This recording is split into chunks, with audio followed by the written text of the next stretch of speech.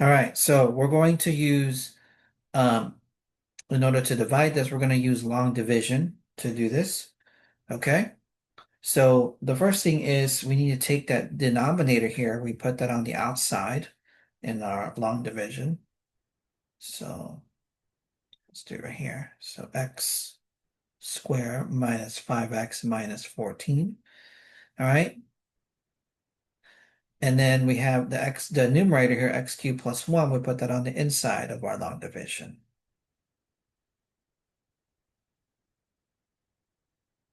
All right.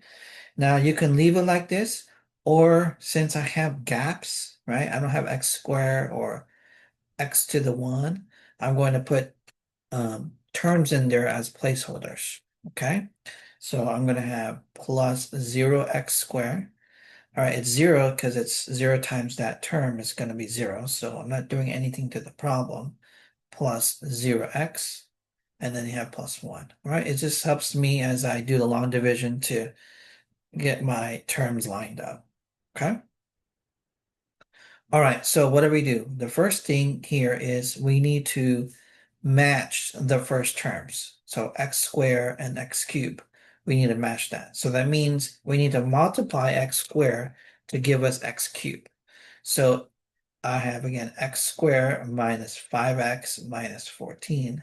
So I need to multiply this by a term that will match to x cubed. So in this case, I need an x, right? Because x times x squared will give me x cubed. And then I just distribute that to each term. So when I do that, we get x cubed minus 5x squared minus 14x. Okay? Then I subtract that, right? And when I subtract the whole thing, each of those terms. So this is going to be x cubed minus x cubed, which is 0. Then we have 0x squared minus minus will give us a positive, so that's a positive 5x squared. And then 0x minus minus again will give us a positive 14x. Okay? And then we bring the 1 down, and that's what we have. Okay? All right, then we do it again. So we do it until the time that this term here is lower than the term out here. Okay, so right now it's equal, so we do it one more time. But if it goes below it, so if it goes down to x, just regular x, then we can't do we can't go any further. Okay, that would just be your remainder.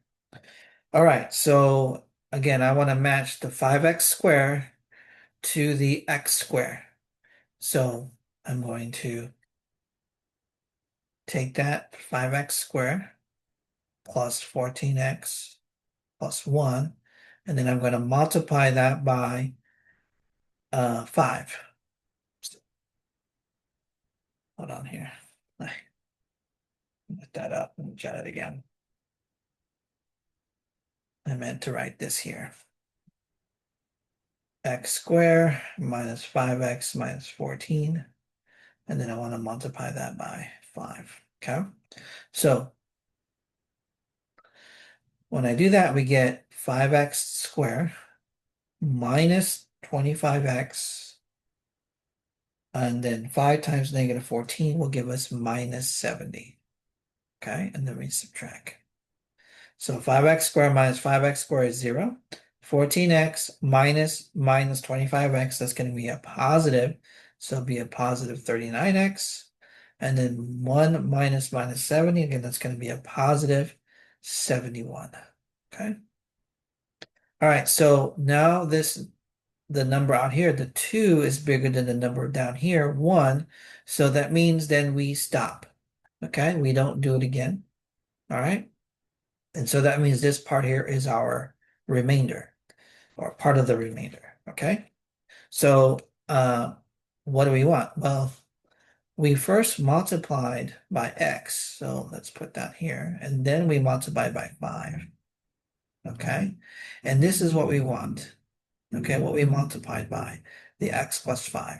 This is going to give us the oblique asymptote. Okay. That's the oblique asymptote. So the answer would be y is equal to x plus 5. All right, so that's what we want.